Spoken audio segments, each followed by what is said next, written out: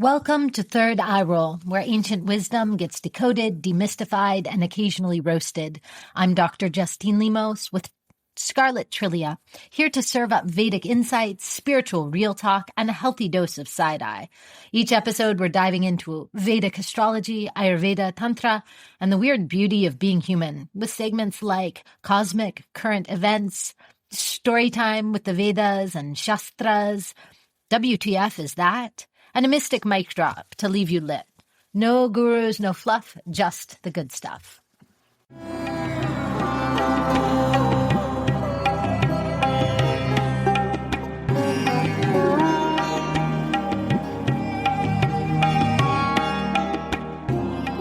Welcome back to Third Eye Roll. I'm Dr. Justine Lemos. I'm here today with special guest Teo Semko, longtime practitioner and teacher of Kundalini Awakening Process. That is Dr.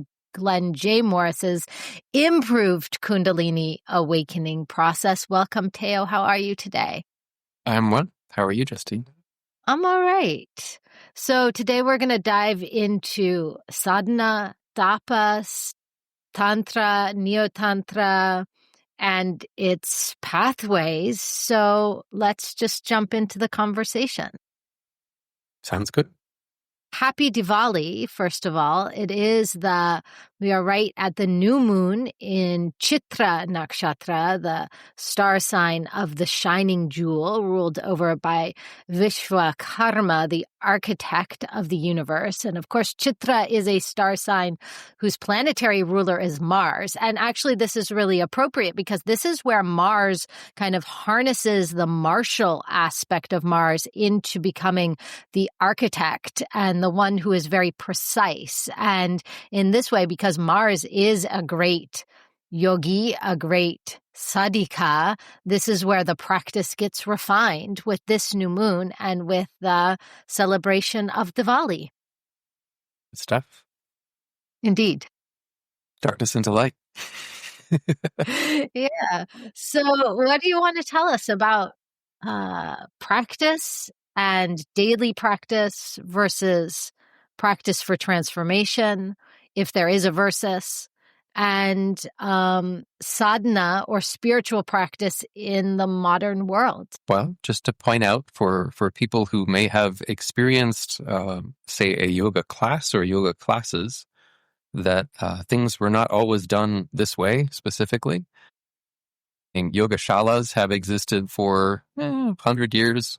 There are some that are older, but the vast majority of folks who were learning hatha yoga, who were learning raja yoga, who were learning japa, etc., were typically learning from either their family or from pandits or from yogis, and they would be given a little bit of information and told to go practice it.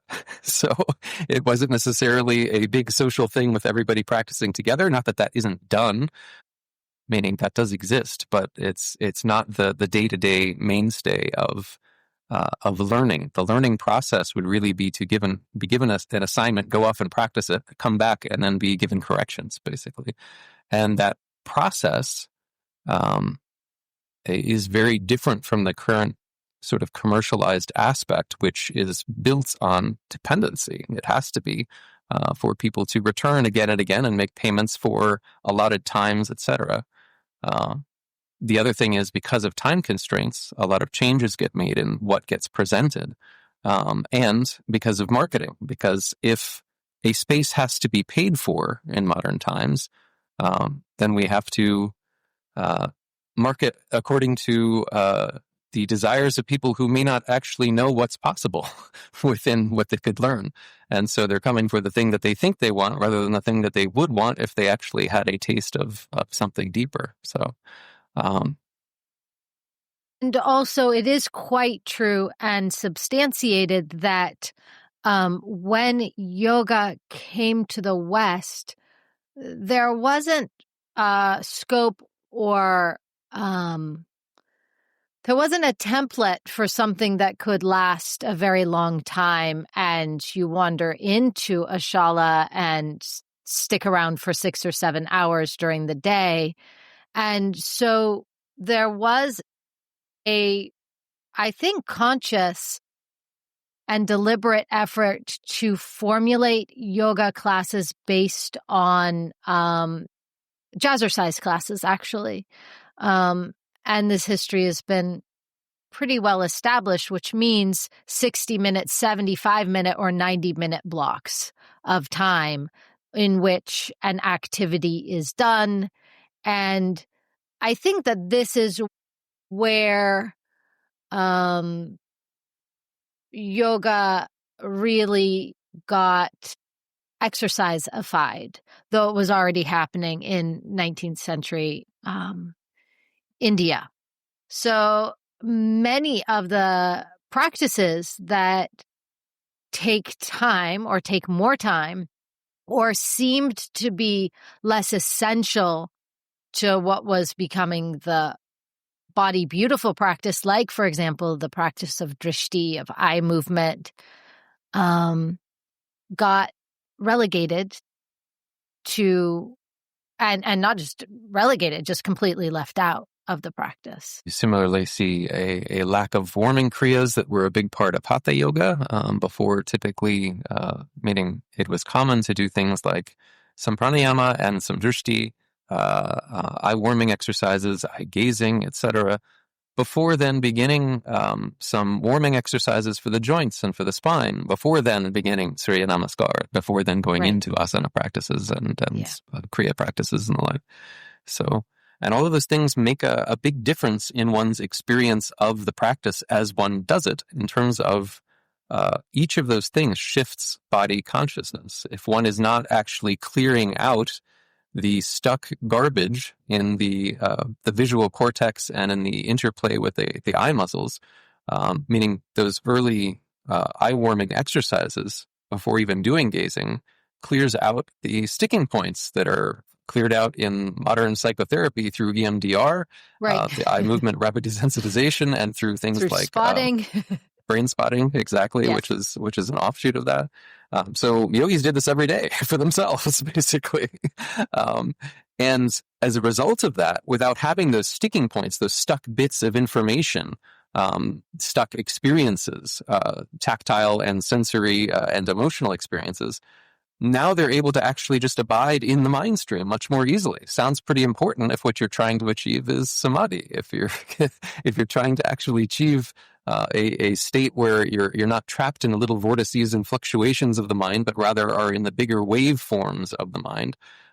Those little eye movements that take 5 minutes or so, but are very unsexy when you're doing them, and I'm not going to put you on the cover of Yoga Journal.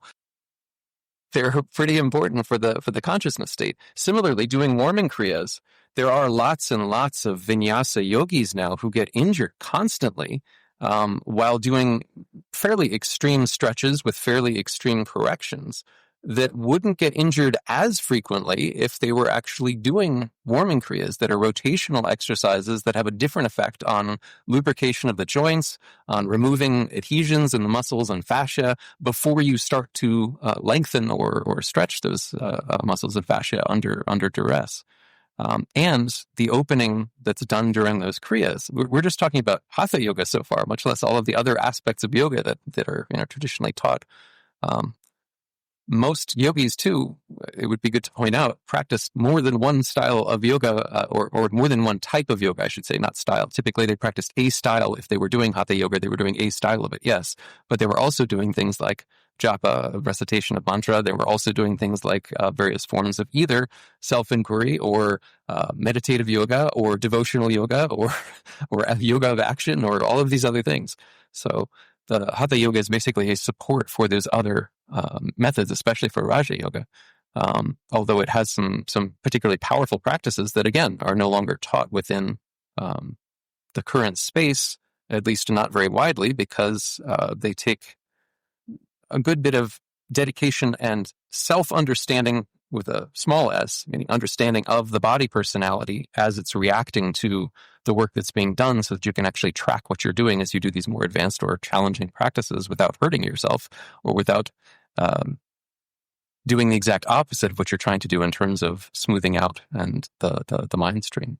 But with warming kriyas, performing kriyas also open up the body to the experience of bliss. Meaning, when we are lubricated, when we have enough space, when the fascia isn't contracted around the rib cage, the pelvis, the face, the jaw, etc., then we actually have the space to feel openness emotionally, spatially in terms of our proprioception. We have a greater sense of where the body is in space. We have a greater sense of balance if we're doing balancing postures. We have a greater sense of emotional balance, a lack of reactivity. Whereas the more we push ourselves doing repetition after repetition of, say, Surya Namaskar or longer vinyasas, yes, we're building up capacities, but we're also pressurizing ourselves, and that takes away the feeling of expansiveness and bliss. So we're looking for experiences of spaciousness, not speciousness, but spaciousness, bliss as aspects of the beingness, bliss, consciousness or awareness itself that are part of the goals of the yogic practice. So many of the things that were taken out because they're not sexy or because of lack of time. Yoga, when it was originally taught in shalas, both in the United States in the early 1900s, you have the omnipotent in New York, in Nyack and in Manhattan as well.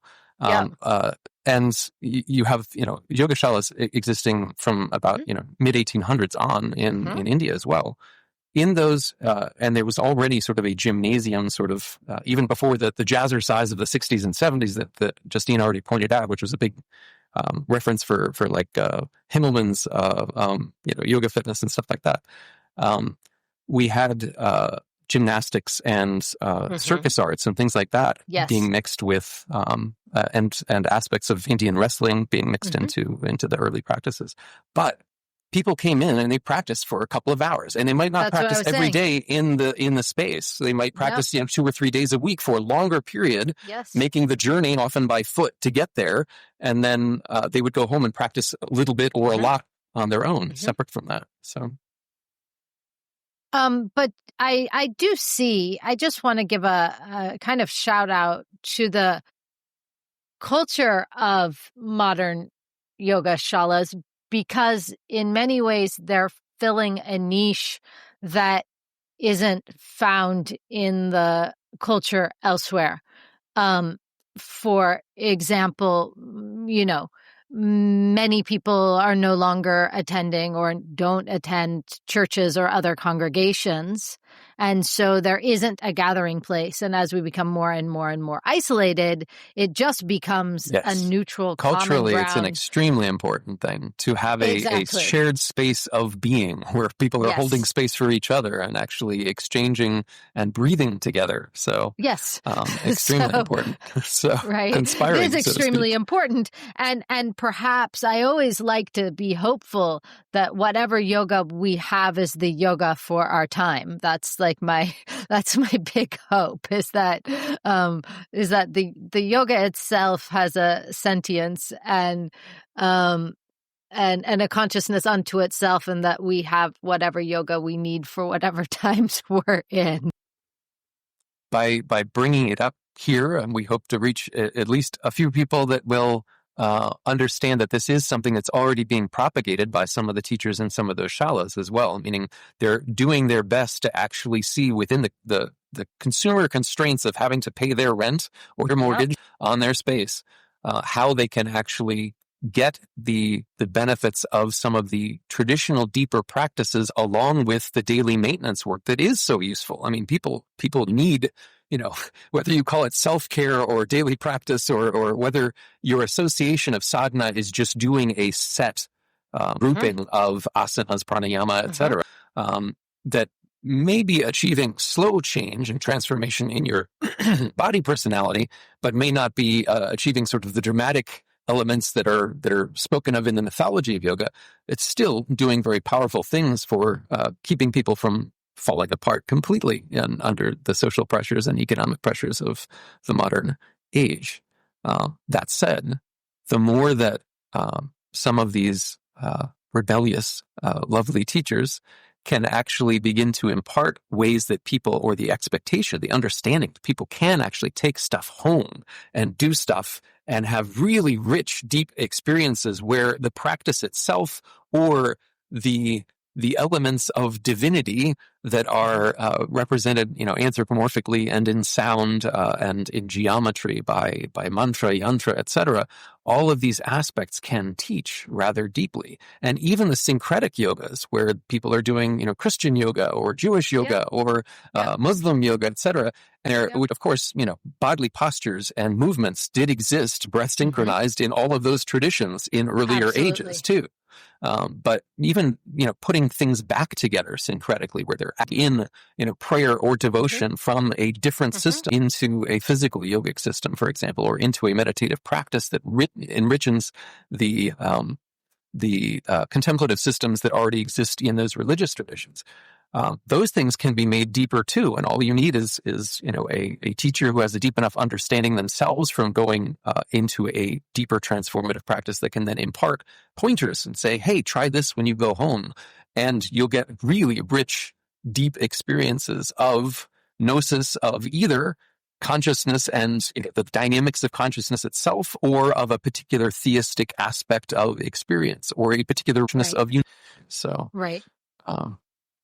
there's powerful things to be had, and one recommendation I would make both for teachers excited about this, maybe contributing to this movement, because it is a counter movement that's happening right now after 20 more people starting to do it. So I wouldn't say that it's a named movement, and perhaps that's a good thing, because as soon as we name movements, they tend to be commercialized, dissected, and their meanings tend to be changed. So they become crystallized. Perhaps better if this is just a spontaneous thing that's happening. But for both teachers and students, I encourage you to find yoga books written in whatever languages you can read that are written prior to the 1970s. And look at some of those early books in the Himmelman's, I've forgotten the title of his big self-teaching book, but also Andre van Lijsbeth's Yoga Self-Taught. There were books on how to teach yourself yoga effectively that can give you a deep richness that runs parallel to what many of the 200-hour yoga teacher trainings provide at this point. So I would recommend looking at those, but also looking at some of the deeper books on the yoga tradition that existed prior to the 60s, many of which are available in PDF formats or in open electronic libraries. So, many of them are out of copyright at this point. They're public domain. So dive in. There's beautiful things there. What's happening, or what do you see happening with the similar kind of transformation of Tantra in terms of, and by Tantra, I mean authentic lineage Tantra, as it's coming into, because, I get advertisements for do your 200-hour tantric training, tantric yoga training, all online. Yes. Right? And then you look at the syllabi for these things, and it's like, it's like some mantra practice and like an understanding of a specific deity and maybe some type of ritual or something like that. It's and so I'm wondering what you see parallel with Tantra. Well, in terms of, I would make similar recommendations in that if you can read books first on in your own language, whatever that happens to be, look at the overviews, historical overviews of what Tantra has meant. Tantra, both in terms of, well, first of all, it being something that is a large movement that has touched upon and informed Jainism, Bon, Shaivite, Ganapatya, Shakta, Vaishnavite, Surya Tantra in the Indian tradition. What haven't I mentioned amongst those traditions and offshoots of those? Vajrayana, of course, so Vajrayana, Buddhist Tantra. Zen. It has touched Zen via some of the merging between the Chan movements in Japan and the tantric movements in Japan. There's several tantric lineages there too. And goes back to roots that exist in the Vedas and in some of the oral traditions that are non-Vedic, meaning you have things coming from the Dravidian tribal traditions that are outside of the Vedas, and it's a big part of tantric knowledge, especially practical tantric knowledge. There's elements of it that came from the Altai Plain. There's elements that came from the Swat Valley in what's now Pakistan and Kashmir. There's just huge elements that inform different areas of Tantra, and through the movements of the spice routes and the silk and spice trades, you had pilgrims journeying along with the merchants and their protective mercenaries that were exchanging information with each other, that were often from very different traditions. So you had Sufis that were actually implementing things from other forms of Tantra and giving Sufi knowledge, for example, to those that were practicing Sanatan Dharma, and etc. You have Taoist knowledge creeping in. You have the Mahachina Tantra, which is literally Taoist knowledge being mixed with Shaivite knowledge, and it's all sorts of really interesting mixes of practical applications of contemplative and inner transformation work. So that's being a background. Often people who are teaching now, as you said, are just teaching from one tiny little sliver of this vast web of traditions, which do not hold all of the same perspectives. Often their perspectives are at odds with each other, but their practical knowledge and the experiences of training them often give very similar experiences, even if the dogma is different. Many times these practical traditions grew up under government or local social customs that expected you to blend in. Otherwise, bad things happen. Meaning, enforcers don't like it when you are sort of preaching outside of the orthodoxy. So you do these sometimes heterodox or heretical practices, but you are syncretizing them with the Orthodox tradition and the Orthodox dogma, so that you're having a deeper experience practicing under a religious or non-religious philosophical background, but you're still maintaining sort of the external shell, the exoteric aspect of the religion. So with regards to what's out there, I don't think that there's any one teacher, even in the traditions within India, Nepal, Tibet, etc., that are teaching the broad overview. Most of them, and some of them are teaching it beautifully and richly. And it's a really good idea to look at his books that are historical overviews and read a bunch of them, because they're going to conflict with each other. Right. And meaning there's some very different opinions about historicity of particular aspects of tradition. And in many cases, they're based entirely, not entirely. In many cases, they're not coming from just the scholastic effort to be true to what is there in the record. In many cases, they're being informed by scholar practitioners who themselves come from a particular tradition and want to prove that their tradition is the oldest and the authentic one, and everything else comes from them.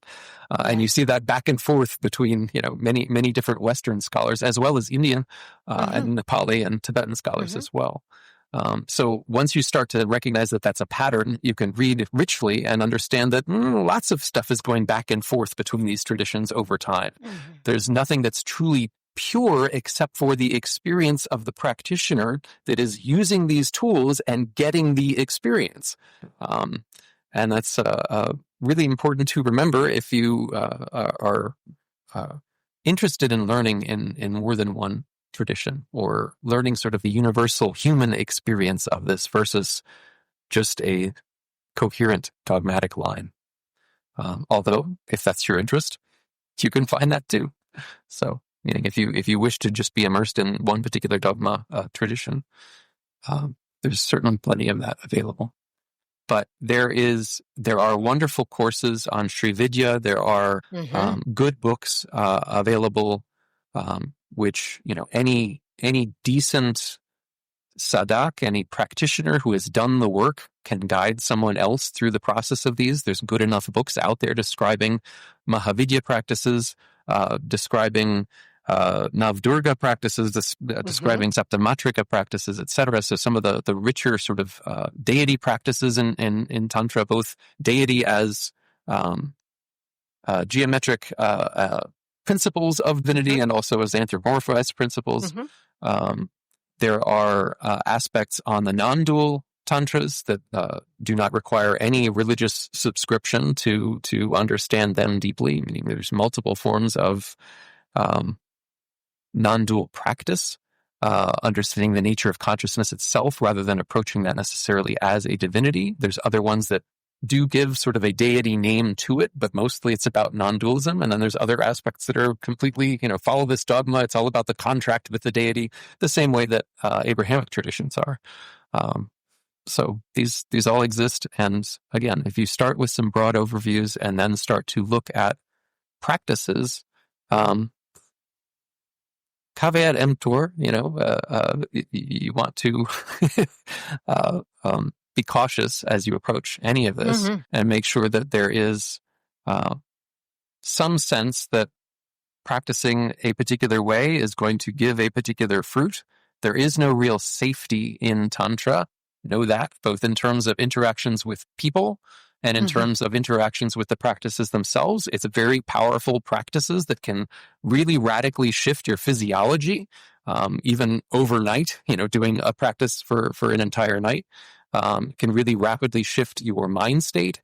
And if you push things too hard, if you do it without a state of self-loving and being in a state of kindness, it's quite easy to push yourself into imbalance, which then would bring you to a practitioner like Justine to help you out Ayurvedically to get you back.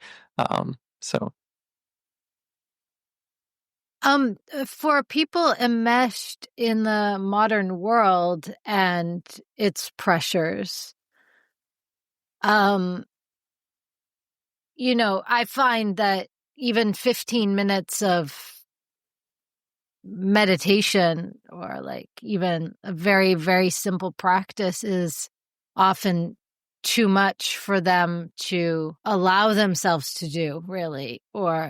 And so for that person, what do you recommend? But yet they want to experience meditation. They want to experience the fruits of these deeper practices.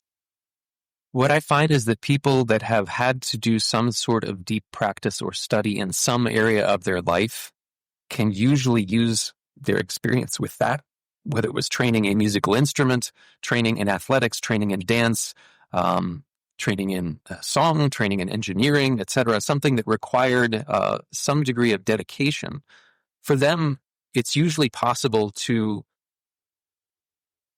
point that out to them, that they have been through this before, and give them just a little piece at a time, tell them to actually wedge that between two things that they do every day so that it becomes part of their habitual orientation of the day. Most people who have done that kind of rigorous practice in something tend to have some degree of organization to the way that they do things in their day. People who are just sort of going with the flow or being pushed by the feed, social media feed and everything else, where the world is just coming at them and they're not really sort of setting their experience, it's going to be harder for them. And for them, being able to come into a shala is a really good thing, meaning if they can actually, because usually those people are seeking community and communion with their fellow beings.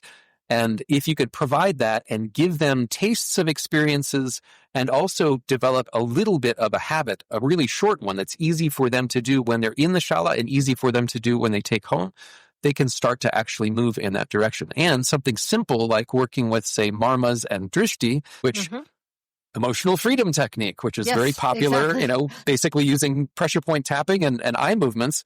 It takes a minute to go through emotional freedom technique, and it really does reset the consciousness, even just doing it once, regardless of what you're focusing on when you're doing it. Meaning if you're doing it for anxiety, if you're doing it for, a recurring thought that's bothering you or something like that, it also tends to give a nice little reset. And you're doing two yogic techniques merged together, meaning the use of marma or acupressure points, and the use of eye movement. And that in and of itself, even though it's, EFT it's popular enough at this point that lots of people who wouldn't have been comfortable doing it 10 years ago would be more than comfortable to do it now as a social thing. It can be done socially in a yogashala. And even though it's not this esoteric, exotic cultural practice, Right. it brings them into the awareness that you can use these simple tools to rapidly shift the state of your body and your mind, to shift your emotional state. And from there, it's much easier to expand that into bigger practices that are more dramatic and have even larger effects.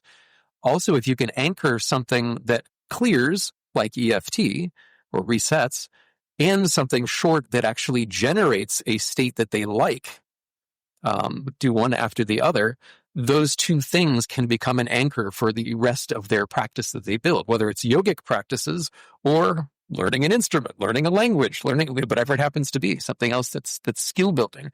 And the ability to build skills is becoming more and more important as jobs no longer exist for more than a year or two because they're being reshaped by AI and everything else. So we need to be able to be agile. Almost all of the practices that I teach include marma and drishti and these things because of my training in Ayurveda and classical Indian dance. But what I'm finding that's really interesting is that 5 years ago, people were really interested in very, very physical practice. Now, this could be just because of the aging, like population aging, but I don't think it is. Now, people want to come in and take a nap. And people, they want to say hi to each other, have some experience of, being in a group, breathing a little bit, and then they want to lie down and have deep rest. And I think that there's a collective exhaustion that is being experienced. Yes, collective overstimulation, both by news and by constantly looking at scrolling movement pictures. Both, on dating apps, on social media, on news feeds, everything.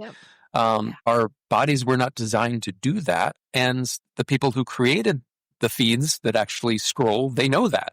Basically, when you scroll something where you're moving it upwards constantly, and your eyes are flicking upwards, it's putting you into an anxious trance. Correct. A buyer's trance, which is what they want. As opposed to if you were scrolling down and none of our feet scroll down, it would actually calm the system to some degree. And if you hold the eyes still, of course, that allows you to have a clarity of consciousness that allows you to be more immune to the influences of outside persons, culture, commercials, etc., which is not desirable if they're trying to sell you things. Similarly, if you're swiping left and swiping right with a dating app, you're rather than actually getting a deeper sense of who people are, whether or not you choose to be with them for even the length of a date, there's this disconnect where you're going into just sort of image-based connection, short cursory connection, rather than a deep sense of satisfying connection.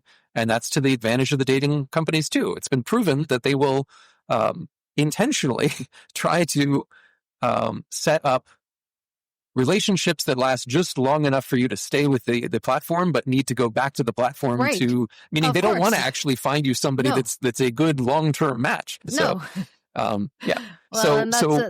we've been habituated this way. A side-to-side glance, right? It's not. It is, except if we slow that down and we're not looking at moving things, but rather looking at stationary objects as we move the eyes, then we calm the system, as you well know.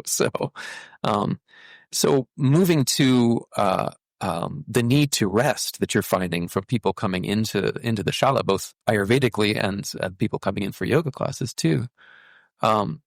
It shouldn't be forgotten that one of the first things that was done in more classical yoga practices, many practices from 100 years ago, even 60 years ago, was starting off with a long shavasana and then ending with a long shavasana. In some yoga traditions, even doing shavasana between every other asana that you do until the body resets fully from whatever stimulation it's been given by breathing through a particular less relaxed posture.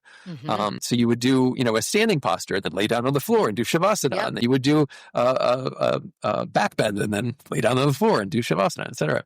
So also, if we look at the older summary yoga texts that put together many of the previous texts in the medieval period, those summary texts refer to shavasana not just as one posture where you're lying on the back with the arms and legs out at 45 degrees, but rather as lying like a corpse in any posture on the floor and just sinking in the ground, completely empty of tension.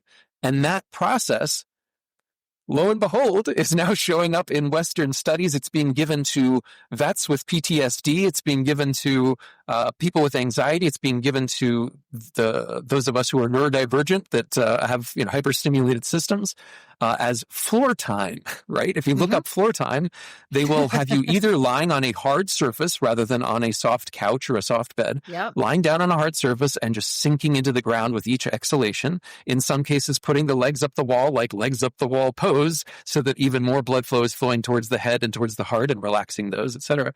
So yeah, these are incredible resets, and they're a big part of what classical yoga was in terms of hatha yoga, in terms of the physical yogas, because if you just do a bunch of stimulating postures, you're just overstimulating the system. You're putting the body into sympathetic fight or flight, or for some of us, into freeze responses as a result of overstimulation, etc. Whereas if you balance the parasympathetic deep relaxation with stimulation, either by going back and forth steadily between them, where you do one relaxation and then you do the stimulation and then you relax again, or by learning to relax and then bring some stimulation into the relaxation, go back into a relaxed state, more stimulation in the relaxation, etc. That brings us into what again? Samadhi. So our left nostril is more dominant when we're in a parasympathetic relaxation response. Our right nostril is more dominant when we're in a sympathetic activation response. When we are in both of those equally, when both nostrils are breathing equally, we go into an absorbed state where we have greater awareness of the mind flow and less vortices or disturbance of the mind. And so balancing sympathetic and parasympathetic responses is a part of, that's really the essence of hatha yoga, meaning hatha, ha is solar, which is the stimulation response. Tha is lunar, which is the relaxation response. And putting the two together, you actually get drawn into samadhi. And from there, you can do your Raja yoga, which is the deeper meditative yogas. So hugely important. And right now, people need, as you said, the relaxation response more than anything else. So even just getting people to say, if you can tell people, hey, this is yoga, go home and lay on your floor and just with every exhalation, sink the body weight into the floor and melt into the floor and do that for 3 to 5 minutes. If you tell people to do that when they first wake up, to get out of their soft bed where they may have had agitated dreams, get onto the floor before they do anything else and sink. And then from there, wake up and do anything active that they want to do the same thing when they get home from work or when their kids come home from school. Say, kids, get on the floor, lay down for a little bit, stare at the ceiling, and just sink into the floor with don't look at the phone while you're doing it. Just take 3 minutes just to sink. It makes such a difference in terms of people feeling agency, people feeling not exhausted anymore, people feeling relaxed in their bodies, people not getting injured as frequently because their fascia isn't being clenched constantly. So, these basic things are a really good start at moving towards being able to do the mythological yogas that bring deep bliss and experiences of union with universality or divinity and all of the wonders, which are very real. These things exist, but you have to get from here to there. And the starting process is by reevaluating. Even if you think you don't have much time, and most people will claim that they don't have much time, just doing that floor practice may be more useful than doing 5 minutes of Surya Namaskar at the beginning. So Absolutely. And it just makes me think also about, in Ayurveda, when we do treatments, if we have the luxury to do so, we do 2 people working on one, so that with perfect synchronization, so that the right and left sides of the body and the parasympathetic and sympathetic nervous system, the solar and lunar, get placed into biorhythms, because we have two halves to our brains. And this creates this state of great samadhi in the treatment itself and a reset for the entire nervous system. And the left to right can do that. And the top to bottom, meaning if you have one practitioner at the top and one at the bottom, you have this deep embodiment coming together with the clarification of the mind, which is something else that's lacking because of our degree of screen time in modern society. So the luxury of that, and this is something that I think you're doing brilliantly in your Ayurveda Shala, is, people for the most part do not believe or simply financially cannot afford to do a full panchakarma, whether that's in India or in a clinic here. But being able to do 3 hours, many people can afford that. And if they can afford that with one practitioner, great. If they can afford it with two, even better. Even if they're doing that just once or twice a year, it's going to have a radical effect on resetting their nervous system. Or even, it's really nice if people can find their way to doing it bi-monthly. And and if you really look at the cost, and as a monthly cost, if you're doing it every other month, it's not that high. And the amount of benefit you get from 3 or 4 hours of Ayurvedic treatment that is specifically cultivated and created for you and your imbalances is going to be manifold in terms of just overall quality of life. And if you compare that cost to the costs that we incur when we are running around in a brain fog and exhausted all day, having to drink extra coffees beyond whatever coffee you would want to drink just to get things moving, having to drink perhaps alcohol at night or take gummies or whatever it is to put yourself to sleep because you're so revved up. If you can do this once a month or once every other month, etc., it's going to cost the same or less, and you're going to end up feeling the wine and the gummies. And the exactly. Beer and the gummies. You're going to end up feeling much better. So, and you can still have those things recreationally without needing to have them because your body is in such disarray. If you so choose, All right. Anything else that you'd like to share today? Well, just on the notion of sadhana and tapas, which, people who have taken a yoga teacher training would have been, made familiar with those concepts at the very least, if not actually done one. But most people who just go into yoga classes don't really hear these terms unless they're hearing sadhana is, whatever set of asanas you do on a daily basis, which that can be a form of sadhana. That said, sadhanas are usually practices that have a specific fruit or a specific set of shifts in mind when you're doing the practice. Meaning, if you do this practice for X period of time, in the vast majority of cases, it's going to bring about a radical transformation in either your state of consciousness or in your play of emotions or in the way that your body functions, etc. And they're really powerful things, and they've been established by watching people do them and by having people that are, of course, transmitting the practices do them themselves for generations. They are really powerful things. In the same way that there are practices that have been adopted by modern physiotherapists that can make radical shifts in somebody who's gone through let's say, a cesarean section or has gone through a car wreck and needs to regain, the motility of their body. We can bring people from having almost complete loss of mobility back to mobility. There are Ayurvedic processes like this that are much more radical than panchakarma for people that are born with, mismatched limb lengths and all sorts of other things that are more nuanced than the allopathic equivalents of those same practices. The same thing within Tantra and Yoga. There are practices that will bring you into a deep union between consciousness and body, a deep union between consciousness and the bigger consciousness, between your microcosmic internal experience and the experience of the bigness of the universe, so to speak, or particular personalities that are stamps of the bigness of the universe.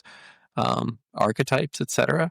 All of these things exist, and know that they're pretty wondrous. And again, if you're coming from a specific religious tradition that is outside of the realm of Asia Minor and the Near and Far East, know that those things probably exist in the older periods of your own religious tradition, if not today, in some of the sects. Meaning, you do have um, in various forms of quote unquote orthodoxy, and there's so many of those within Judaism, within Christianity, within Islam. You also have these kinds of deep transformative practices that do exist. Internal practices of breath, practices of repetition of prayer. They exist in these traditions. And if you are secular and you have religious trauma and dogma just makes you twist up inside and doesn't feel good, know that these things exist in the non-dual and non-religious traditions of the East as well. And you can look there if you're wanting to have a deeper experience of the richness of being without actually linking it to some particular dogma, at least to a big degree. So, because many of these practices, if not all of these practices, do work on a biological level. And we are all walking around with this relatively the same biology. We've all got the same template. And so if you do certain things with the physiology, you do certain things that create shift in the biology, in the hormone states, and in the endocrine system, in the endocrine glands. And if anybody with a body repeats those things, they're going to have similar types of experience. The principal notion of Tantra is interdependence, meaning it's these webs of interdependence.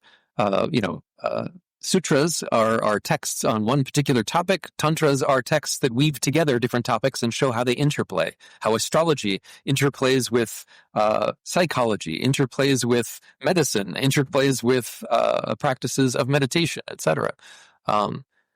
And understanding how physiology, the physical, interplays with your emotional states, your states of consciousness, your states of connection to others, meaning your social states, and the like, how repetition of particular sounds actually influences the physiology, which then influences the state of consciousness, how the use of particular colors and particular geometry influence brainwave states, which then shift the way that the body is functioning. So all of these interplays have been mapped out practically over thousands of years. Tantra itself is not that old, but many of the traditions that it draws from are. And we have evidence in, friezes and statuary and everything else of people applying these very tools going back thousands of years. So, meaning well before the birth of Christ. So, and we have evidence within, for example, if you're talking about Christ, within the Essene tradition itself, there's a bunch of practices that are yogic practices, meaning Christ was a member of a particular ascetic sect in Judaism, and they had practices that they were doing on a daily basis. And there's some evidence that during his wanders, he was also learning other practices as well and bringing those into the belief system that he already had, and then presenting this new message, basically. So, so understand that regardless of your religious or secular background, powerful, powerful stuff exists in addition to all of the science that is mapping out things they think for the first time in allopathic science. And there's really good information coming out of that, including things that can inform how you apply your more traditional practices.